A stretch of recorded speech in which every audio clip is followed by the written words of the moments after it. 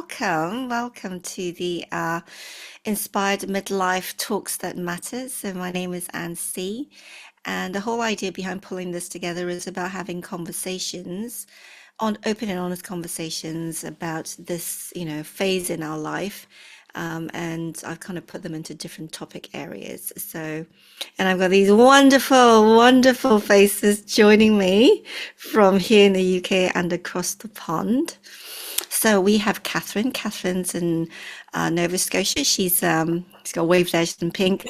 And she's a teacher, self-published poet, 5 a.m. yogis since this year, and reinvented herself many times over. And so aside from teaching, she's also worked in gyms as a receptionist. She's also taught body balance and body combat as well. So, that'll be great fun to see how you've, shifted and changed over the years. We have Claire. So Claire Spencer, she's in the UK, kind of near Worcester. 15 years in a high pressured sales and recruitment business. And then that ended up taking its toll on her health and well-being, your mental health. And so when you were 41, you decided enough's enough and you wanted to make some changes. Lost 6.5 stone. What's that in kilos? Oh my Or God. pounds? I will Google right now. Pounds. Okay, bear with. Right. That's a lot of pounds. 6.5 14. stone in pounds is It's 40 91 pounds. It's a person. 91 pounds. You've lost 91 pounds, which is amazing. You quit drinking, and now, 3 years later, you've completely changed your career path as a result of that, which is awesome. We have got Rachel. Rachel is super early in the morning that she's I'm awake though. I'm yeah, awake. she is in North Carolina, is it? South. South Carolina. Yes. So did you miss all the fires and all that stuff that was going on in Carolina? Was it So we did get hit by the hurricane the in hurricane? September, yes, but slowly recovering. It's been crazy, very crazy. So I met Rachel, well, we had a chat, didn't we, a few years ago, and she spent 25 years plus in the fitness and wellness industry as a personal trainer and as a health coach as well. She's an author of a book called The Donut Diaries, and we've had chats about body image, etc. But now you've added home organizing to your repertoire of what you're doing as well. So it really is about harmony within yourself as well as within your living environment. So it'd be great to kind of chat about that shift as well. And then finally, Maria, which Maria we met through business networking many years ago now. And Maria, you were doing a painting business thingy when I met you, artwork and helping, artists kind of disseminate their artwork really. Yeah. And then through that, you became mummy on a break. And so now Maria's a coach, mentor, and trainer. You used to work in corporate, didn't you, as a corporate career as a project manager for working for Rolls-Royce, and then decided to kind of make that shift completely, and kind of like juggling the balls of being, busy working mum and deciding to just be a full-time mum and all of that. So now she's helping women to find their own path as well. So, of course, thank you everybody for being here. One of the first questions I like to put to the floor really is, at what point did you feel that something was missing in your life that then, was almost the catalyst that led to the shift in what you're doing now? So anybody wants to kick that off or go on, Claire? She's put her finger up. It was kind of, I think, taken out of my hands because I was in such a high-powered career in my 30s. I was living on stress. So I had a lot of cortisol that I was creating. So I was getting very inflamed and I put on loads of weight. And it was actually a doctor on a routine blood pressure test who alerted me to the fact my blood pressure was so high, and she was like, this is not normal for a 41-year-old woman. So I had to go through tests, and they threw up loads of warning markers for very scary things: liver failure, warnings for bowel cancer, heart problems. So it was that fear that was the catalyst to me making big changes. And as you introduced me, you said I lost 6.5 stone. I did that over 18 months. But it completely changed me as a person because I quit drinking. So I didn't have that crutch anymore. I started to get healthy. I'm not quite the 5 a.m. get upper. I'm not there yet. 7's my goal. And that's when I started to realize, okay, there's something more for me here. I started to look at what caused my situation. And it was years of just chasing those highs, chasing targets, trying to be at the top of my game, being that, almost show woman, I've got to have the best car, got to have the big house, got to have the big income. And then I just realized, actually, that doesn't matter anymore. Actually, give me a farm in the countryside with loads of dogs and I'm really happy. So I realized what was important in life, where I thought it was all about how I looked and what I'd achieved. Whereas now I'm chasing well-being, I'm chasing balance. Oh my gosh, if I go on a course and I have to do 9 till 5, I'm like, I need a week off. How do people do 9 till 5 now? So that's for me. I think that was the change. I was alerted to it by a healthcare professional, which made me look at myself and change everything. I always say I'm unemployable now. I've been self-employed for so long that you kind of live and die by your decisions, right? But I don't think I could really be employed anymore.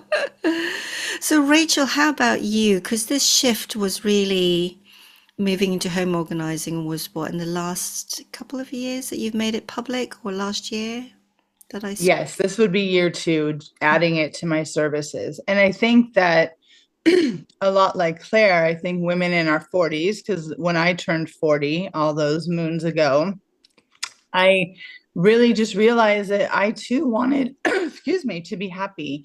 And how was I going to get there? And I always was looking outside myself for that happiness. And finally, when I hit 40, I was like, okay, this is it. We're going to do this internal journey. And I feel like I've been on it since. And, I turned 53 this past December.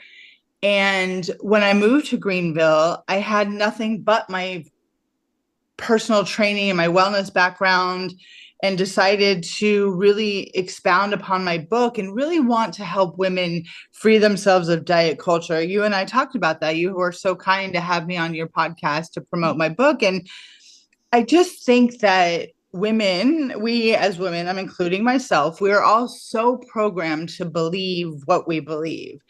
And it just wasn't resonating. It just still is hard to convince a woman that dieting is really the culprit of why we're just so just our bodies are in angst. But I had to earn a living, right? So I decided to play upon my other skills, which is organizing. It comes very natural to me. And I realized that I was still helping people. And women are my main customers. So I'm still helping women, and that made it okay. That made it was like, I'm not giving up on this dream. I'm just shifting a little bit and doing it in a different way. But then I think it's how you feel about yourself. It manifests in your environment, though. I think, like you go into people's cars sometimes and you kind of go, oh, this is interesting. You worked with a business coach years ago, and she kind of said, a cluttered environment is a sign of a cluttered mind as well. So, or holding on to stuff, when people hoard stuff. I think it's fascinating how our internal manifests in our external. Catherine, you've had quite a few different Oh my jobs. goodness. I mean, honestly, big transitions started even before midlife because I had sort of a profound medical diagnosis. I had a bit of I don't know if you'll call it a mental breakdown or a spiritual breakthrough in my 30s. And it took me probably 10 years of navigating, how it had changed my life. And like, I went into a lot of that victim mentality, to be perfectly honest. And I think the moment that changed for me, one of the things that I had always been passionate about was attending group fitness classes. And sorry to bring this into group fitness, but I guess it was inevitable. And I decided sort of to pick myself off my feet to try and become an instructor. And I managed to by the time I was 40, and I got to go on this vacation, like to a 5-star resort. Like I was basically teaching fitness classes in return for getting food and board there.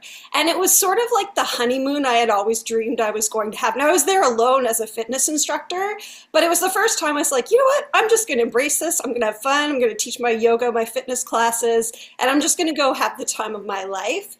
And I did something I wouldn't normally do, which was I actually, the photographer that's taking all the pictures of families and happy couples, I was like, you know what, I'm just going to get them to take a picture of me doing like yoga stuff or whatever.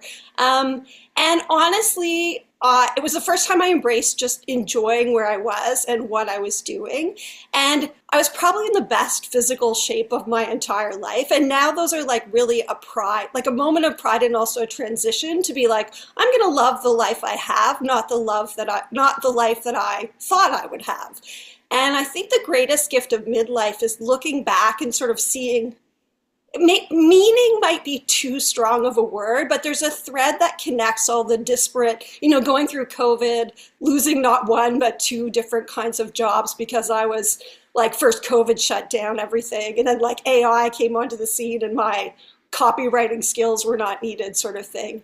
But COVID was another set of transitions, and you get to start to have faith in your own ability to fly, basically. Like, yeah, this fell through, but then I found something else, and I used skills I learned earlier in my new careers, basically.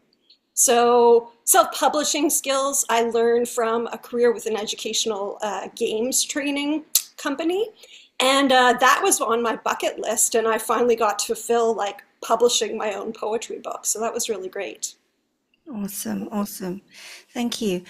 I'm going to put this to Marie. I'm going to ask you a different question.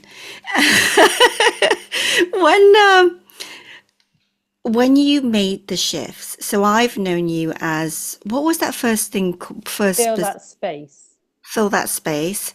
So when you moved from fill that space to mummy on a break to what you're doing now, and for all of us that have kind of made shifts that way, what were the key challenges for you? Were you hesitant at making the change, like Rachel shifting, into organizing, etc.? No, it all seemed natural in the sense of, there were 2 different points. Fill that space to mummy on a break there was a moment. And I remember the moment because I was in the conservatory. That sounds so middle class. I was in the conservatory throwing my own pity party because Fill That Space wasn't doing what I wanted it to do. And I looked through the double doors to my children. It was December. It's Christmas. They're getting really excited about Christmas. I'm throwing my pity party, going, oh, woe is me. Oh, it's not working. Oh, no, this is not good. And I look at them and I'm like, look at them. Look what you're missing. They are enjoying themselves, getting all excited. And you're here by yourself being victim. How ridiculous is that? You are not like this. This is not you. Sort yourself out. And I went, crap, I'm right. This is not me. I don't do this. I go and do stuff. So from that moment, I thought, right, okay, then Fill That Space isn't doing what I want it to do. What am I going to do? And I thought, well, I've had Mummy on a Break in the background. Mummy on a Break is me, and I'm not the only mummy on a break. There are lots of mummies on a break. I need to go help them. This is what I'm going to do. And so it was just like, this is what I'm supposed to do. And so my business has just evolved from the basis of helping people to be them, to go do their stuff, rather than, like, we were saying a minute ago, just listening to the stories and believing all the stories, and yes, that's what women do, and yes, we must stay small and do what everybody else does and stay in our box and conform. No, why? This is your life. Go do the stuff you're meant to do. And yes, it might be difficult. Yes, it might be uncomfortable. Yes, it might be awkward. But what would you rather? Stay small and not experience life? Your choice. No, it kind of makes me wonder because, okay, I haven't had a job for a long time now, and my last full-time employment was when I was lecturing at a university, so it's not quite corporate. But I kind of wonder, and it goes back to what Claire was saying earlier on before we started recording, that you get to a certain age and you just don't give, a toss about, whatever people think, etc. And I just wonder whether, we get to a point and the jobs, for want of a better phrase, that we're doing becomes easier. Do you see what I mean? Because I think of myself, and there's certain jobs and things that I've done that it feels now like I was going upstream, as opposed to how now, with what I do now, there's an ease about it. I mean, there's still this whole issue of being self-employed and earning income, but, it doesn't feel like I'm fighting all the time and struggling. Does that resonate with you guys, or? Absolutely. Go ahead. No, go. I was just going to say, I have let go of striving, like the same thing that Claire was saying, that sort of wanting to live up to the external, like have the successful job, have the successful relationship. Like I was always striving, like you said, sort of fighting, striving, for this external. And honestly, even when I had external success, it didn't really feel successful to me. And I think I've sort of relaxed into like what internally aligns now with what I value. Sort of like Maria looking over and seeing your kids at Christmas, having, like you have these moments that sort of kick you out of the external thing and you say, like, what really matters. Midlife is the first time where I've had people sort of closer to me start dying, not like elderly aunts and uncles and grandparents, but peers who are passing away, right? And it really makes you think about, like, what is my life going to have been about? And like, what is really important to me? And it sort of softened that striving into like, what internally is important to me? And when I align or when I succeed in doing the things that are important to me, that really gives me a sense of satisfaction that the external accolades never did. So, Yeah, Rachel, you were going to say something? I was just going to agree with you. I think that, you go through life trying to figure out where you're supposed to be and what you're meant to be and what makes you happy. And I think that if we all look back into our 20s, it was just like chaotic. And now that we're here, it is more peaceful and it is just more, we know this is where we're aligned and I know this is what I'm supposed to be doing. I think that when you are the kind of person that you're supposed to help people, everything else just doesn't feel right until you get to where we are now. And I love that feeling. It is, I think, more than anything, I just longed for peace in my life. And now I have that. So I'm grateful. I think for me, it's about wanting to fit in and yet not wanting to fit in. So when I was in corporate, yes, I was doing well, and yet I never quite felt like I fit. And it's like the pieces weren't joined up. And I found that over my corporate career, I was morphing into this person in order to fit in and to meet other people's expectations, because you meet other people's expectations and then you get promoted and you do well and things happen and it's like something still doesn't feel quite right. I'm not supposed to be here. And at the same time, it's really comfortable and I am doing well and I'm earning the money And, you know, I've got friends here, and it's that, like, I think that bit of tug of war between this is really comfortable and all right. I wake up in the morning and I'm like, ugh, I have to go in. And yet I'm being paid a really good salary and I've got a really good job and there's really good benefits.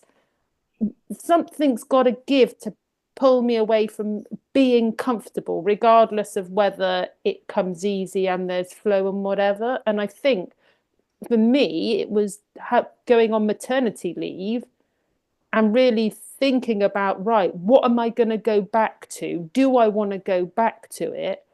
That then made me make that decision to shift and to do something that does, like, come easily. You know, I wake up in the morning and I haven't got the dread of, oh, I've got to go to work. I'm like, yay, I've got to go to work. Well, most mornings, we all have our mornings where we're like, oh, I just can't be bothered. So yeah, I think it's that battle that you first have of, this is really safe and comfortable. Do I really want to break free? Knowing that when you do break free, actually it's going to be even more comfortable. Yeah. I think when I was sort of striving in my 30s, I was such a people pleaser because I wanted to be liked by everybody. So I was, in fact, taking on other people's workloads because I was the yes girl. And I didn't want to say no because I didn't want to offend. I didn't want to upset people. And I've come to realize in my 40s, most people will use you to get what they want. You know, most people will do that. And now I've put barriers in place and I've learned to say no confidently. I've actually lost those people who I thought were friends because suddenly Claire's saying no. Hang on a minute, I don't like this new you. I need you back down there where you were almost like my little pet. And I now realise I didn't need to do all of that. I didn't need to do all of that extra work. So I can be super successful now, but in part-time hours. I love it. You don't have to be constantly staying late at night. You don't have to be constantly doing other people's workloads. And I think my confidence now has come from being a little bit older, being able to say, no, I don't want to do that because for me, it doesn't feel good. And I didn't have that confidence in my 20s and 30s. Yeah, I remember my yoga teacher when I was going through yoga training in my 20s and 30s, and he said to me that if you've never said no, all the yeses that you say, you don't actually mean them because you're just saying them, you know. And then over the years, I've learned that no is a complete sentence.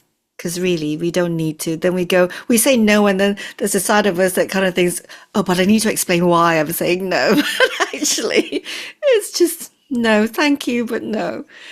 So question for all of you is that has this reinvention of yourselves, you know, moving into a different space, a different job, etc., has it changed your perspective on success? Yeah. 100%.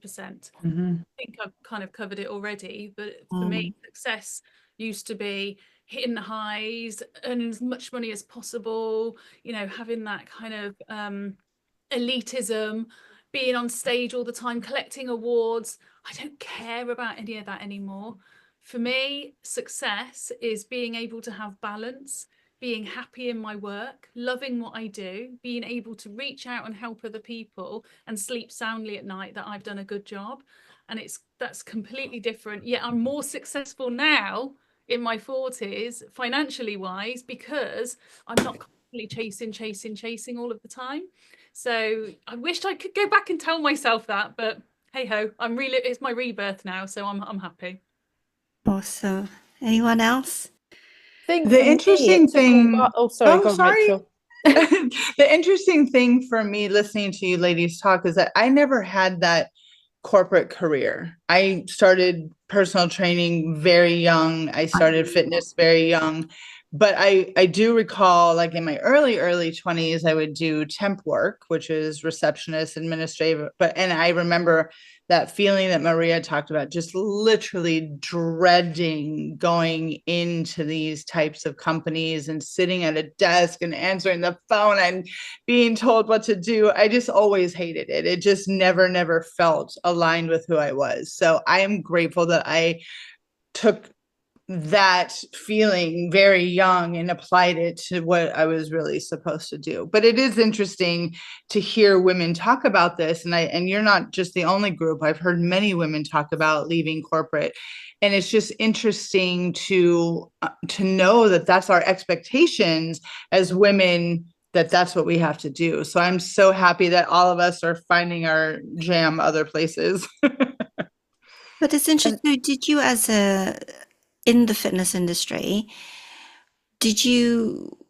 were there not the pressures to, because that's interesting, because I guess for me, I kind of landed in the fitness industry in my 20s, but then I ended up going down there, becoming a trainer and presenting very early on in my career.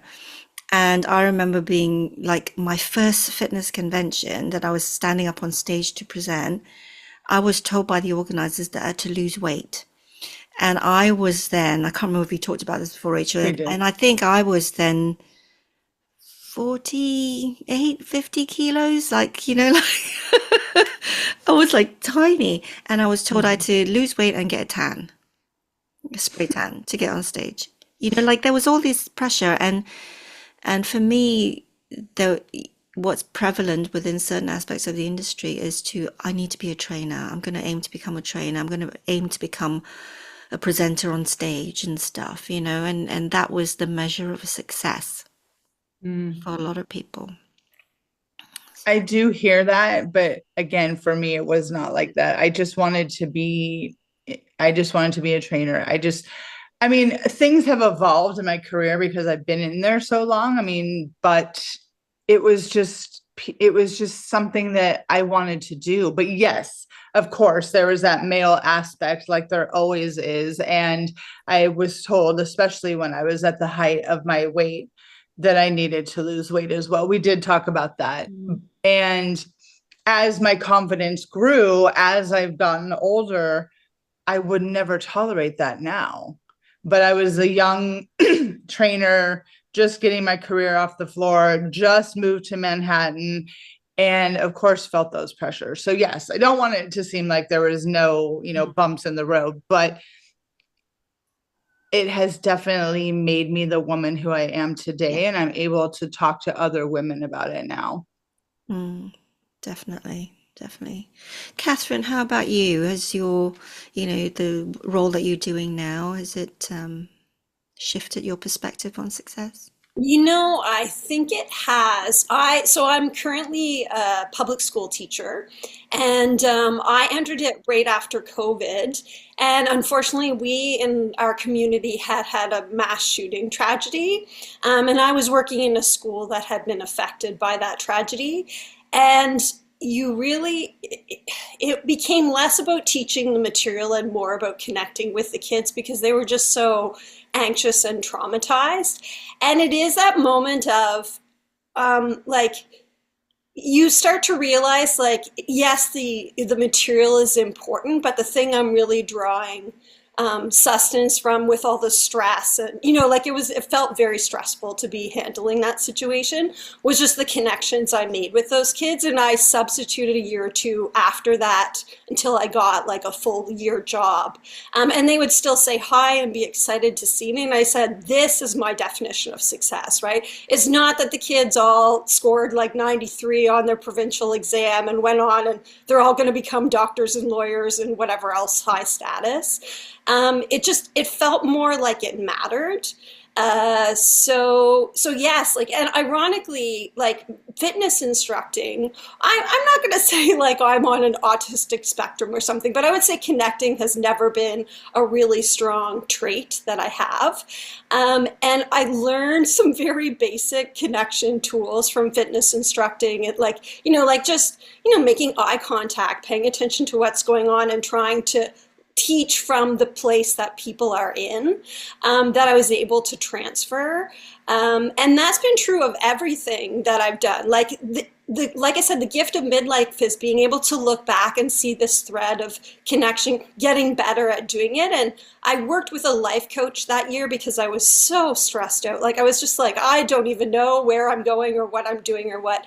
And like sort of was able to break down what's important to me and how can I make small incremental steps towards doing that. So connection, even though I don't think anyone at my current school would say, yes, I'm the best at connecting with kids, it's the thing that every time I get better at it, I feel better about myself and I feel like it's giving things to the people in my life. So right now my goals are like to make sure I use names all the time and like to ask questions other than like, how was your day? So it's just like every 3 or 4 months I pick a new goal to try and become a better connector.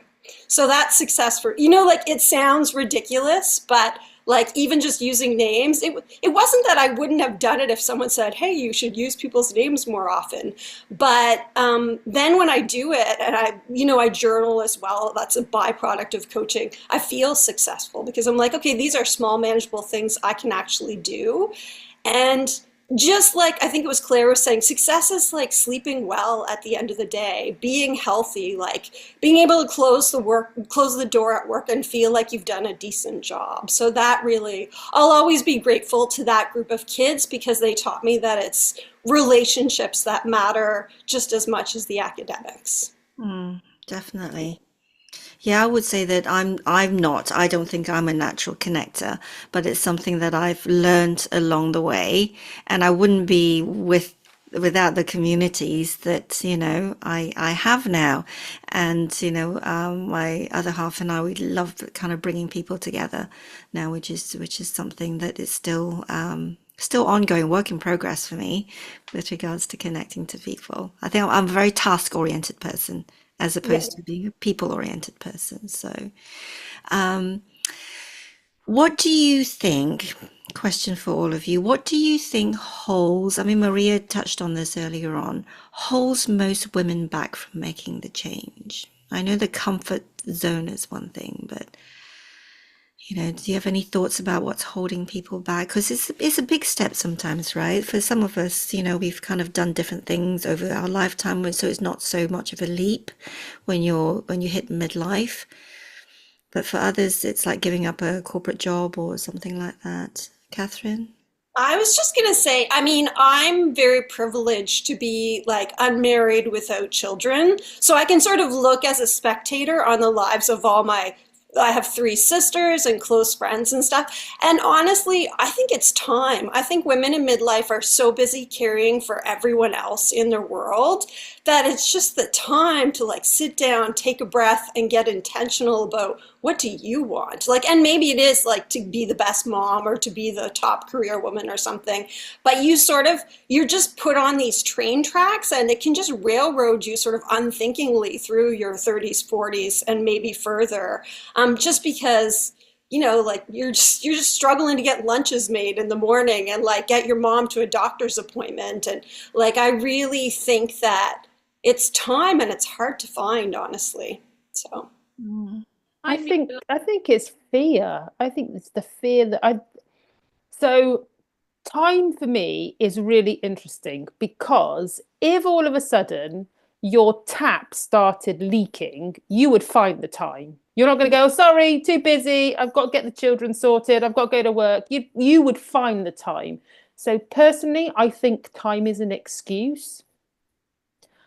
I think fear is the thing. We are frightened. We are scared. If I do something different, if I step outside of what people know me for, what's going to happen? Am I going to fail? Am I going to make a fool of myself? Am I going to do something wrong? So I think it's the fear that keeps us where we are. And we can say it's 100 other things like, I'm too busy. How are my children going to cope? I'm married with 2 young children. All of that, I think, is just like the surface level stuff. I think what underpins it all is fear. Claire? Yeah, my view on it, because what I do now is I actually help people like me. I use my experience of women in our age range who want to change everything, who want to start a new career, start a new path. And the women that I come across don't know what they're good at, don't know what they can do. Maybe they've been in a career like we have for years and years and years, and that's all they know. Or they're like, I have empty nest syndrome because my kids, they don't need me anymore. I get called bruv and stuff like that. So, I'm not doing the school runs. I'm not, although my daughter's car blooming broke down on the way to work this morning, so I had to rush out with my hair all soaking wet and go and save her. So it was quite nice to be mummy again for once. But a lot of them feel just lost. And it might be they're going through perimenopause or menopause, so their confidence is shot to pieces. It might be that they're just looking at their partner that they've been with for years thinking, I hate you now. So there's a lot of different factors. And what I love to do is just really help people find their soul purpose. So lots of us have been within a really masculine world. It might be quite high powered, driven, very, very masculine energy. And actually, helping women find their feminine energy within business, what drives them, creating a business from love and passion, I think is really beautiful to do and beautiful to watch. And the skill sets that a lot of people have, they don't even realize they can turn it into a business, like you, Rachel, with you. I love watching the home edit because it's just absolutely incredible. I wish I was organized like you, but that's why we hire people like you. But how incredible to turn something that you just do anyway into your part of your career. And I think helping people find that, then they can go on and strive. So I think women need women like us as that kind of guide and that champion to go, look, come on, I've done it, I can show you how to do it. And that's where my business is grown from. And I'm really glad about all the crap I went through, because it shaped all of my experiences to be able to pass on to other people now. So it was like massive training. Yeah. Yeah, I think it's much deeper, isn't it? I think when like Maria was saying, people say it's time, it's my kids and all, and all of that. I just think there is fear. We have a little yoga studio, and, a lot of women at the studio, and even in this area generally, work out, run, etc. And I sometimes look and I kind of wonder, are we running away from stuff, or, are we running towards stuff? It's, I kind of always wonder about that, really. So for someone listening, perhaps, and thinking about a career pivot, from each of you, what would your advice to them be? You're thinking about it. It could be this underlying fear that Maria is saying, fear of change, fear of the unknown, etc. What would your one piece of advice be for them, Claire? I would say get a nice big A3 piece of paper, and I want you to just write down everything you love, what inspires you, what you love doing at home, your hobbies that you've loved. Almost do a timeline going back from when you were at school, it's a long time ago now, isn't it? But also college, what topics, what areas did you really thrive in and really enjoy? Then go through your work placements. What parts of those jobs did you really enjoy? And what you can do is you can almost start to pick out elements from all of those different areas of your life to form what you love and what your sole purpose should be. And it's from that point of knowing, okay, what makes me tick? Because if something drives you and makes you tick, you're going to do it more, and you can turn it into a career, because you're going to want to show up every day, and you're going to want to do it, and you're going to want to tell the world about it because you love it. So from that moment, I think something beautiful can blossom. So yeah, A3 piece of paper. That's We're going to do that now. Rachel, how about you? What's your advice? I totally agree with Claire. I think, but I also believe that women who change their careers, especially later in life, they've been wanting it for a long time. And I think that to listen to that inner voice is so valuable, and to trust yourself and to just know that it's okay to make mistakes. I mean, was smooth sailing for all of us, just switch careers, every woman would do it. But I believe 100% Maria is right. I mean, that fear holds us back so often. So just, you know that you're not alone. We've all felt this way, and it's totally okay to make mistakes. Yeah. It's just, I don't know. There's this whole chasing of perfectionism as well, right? And being, you know, looking a certain way and everything else. And then there's the pressures of social media of how we show up. So we're afraid of that failure. Definitely. Catherine, what would your advice be? Sorry. Well, I was sort of forcefully removed from several of my careers. So I won't say it's always been a choice, but I think the thing that I've learned is like trying to decide how to start again is sometimes it's your passion. I don't want to say you lose your passion, but your passion project, your passion job is taken from you for whatever reason. And then it's a matter of, I love Elizabeth Gilbert's advice about just finding the next thing that you're curious about, right? Like maybe you did art in high school and you haven't touched it since you left high school. And suddenly there's, you can be the publicist for an art gallery or, whatever it is, but you don't have to, like, passions develop over time. And I do think there is a thread running through, like Claire was saying, like writing down all the things you've done and what made you come alive. But I think you can be surprised by what you end up like falling into, and what started as a curiosity can really become a passion. So I think there's so much pressure when you're like, you have to find the next greatest things. Sometimes you'll pick up skill sets from just like meaningless little in-between jobs. And sometimes something that you only started as kind of mildly, you're like, okay, I'll do this till I find something better, ends up becoming the thing that you're really passionate about. So yeah, don't try not to let the uncertainty rule, and just find something that you're curious about that maybe gets you one step closer to where you want to be. Yeah, definitely. I do agree with the whole like menial jobs that you pick up. Is in the last year I've kind of like been doing some hours at the local church, helping them with their admin. And in some ways it's just so nice to not have to think because I'm just doing stuff for other people. Like there was a period where I was juggling 3 jobs, but I had more time to think because I was just doing menial little jobs for other people where I wasn't expected to be a manager or a high power or anything. It's like, yeah, I could think about like, oh, maybe I will write that book of poetry, or oh, maybe I will get that degree or that, like it gives you time. So there's blessings even in that. Definitely. Maria, what would your advice be? So I'm going to be a bit morbid because I think there you go. I've already set the tone. Because the thing I think that we worry about, we're concerned about, is that we're going to leave this life not having done the thing or the things that we want to have done. So what I get my clients to do is actually write their own obituary. Because it gets you thinking of, you're on your last day. Well, you've had your last day. What do you want someone to write about you, about the way you lived, what you did, the people you inspired? So I get people to write their own obituary, and then I get them to rewrite it in the now. And just by doing that, by bring them past where they are now and fast forward into the future, which is, we're either dwelling in the past or we're worried about the future. We're never really here. By fast forwarding them right into the future to say, right, you're looking back on your life.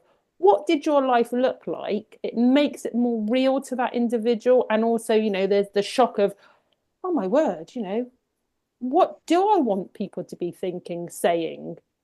And really step into that and go, okay, then. So you've got time. You can make that happen because guess what? You are alive now. So rather than worrying about what might happen, take what you want to happen and start to take steps now. However, it's like Claire was saying, people don't always know what they want, and it's not until you really put it in front of them and force them to think about it that they go, right, I do need to just take a second to reflect and go, well, what do I want it to look like? And then all you need to do once you've written it in the now is go, okay, what's the smallest action I can take the smallest step that I know I will achieve to get me to make that real. And then take the next small step that you know is achievable, and the next small step, and the next small step. And then you're building momentum. And before you know it, what you've written on that piece of paper is becoming your reality. So my other half is weird, isn't it? So this time next week, he's my husband. But anyway,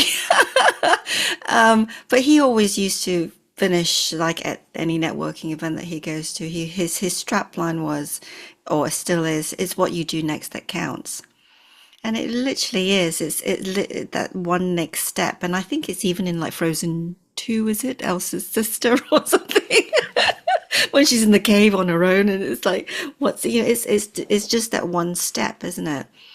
And sometimes you don't even know what direction you're going in, but at least it's the one next step that you take is gonna, make a difference rather than staying where you are. And yeah, for me, I've always just felt it's, we have the one life, and it's up to us what we make of it. And, do I want a mediocre life, or do I want a life that is fulfilling for me, whatever that might be? And we're all different, and we are fulfilled, and we find joy in different ways. And I think for me, that is the most important thing, rather than chasing figures and bottom lines and making other people happy at our own expense. So, yeah. So cool. So thank you very much, ladies, for being here. I hope that you've got something from this as well, just kind of chatting to each other. And yeah, so this is the first one, and then, it'll be the start of many. I've actually written down, who was saying about, I think there'll be an episode, I think I'll do one on masculine and feminine energy. I think, that's something we need, because we do live, I really believe, I did Tony Robbins years ago, and he says for a lot of women, modern women, we live in our masculine energy a lot because we're running businesses, we're in management roles, etc. And then you have the modern man who's tapped more into his feminine side.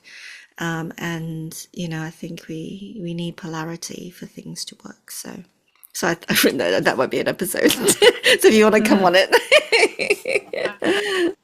All right. So thank you so much for being here. So those of you that are watching, thank you so much for listening and watching this show.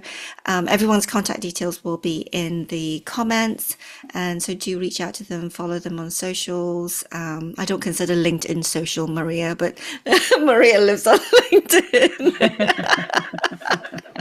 I just find it so hard to switch to LinkedIn being social channel, social media platform as well. But yes, do link up with each other. And yeah, thank you so much for watching.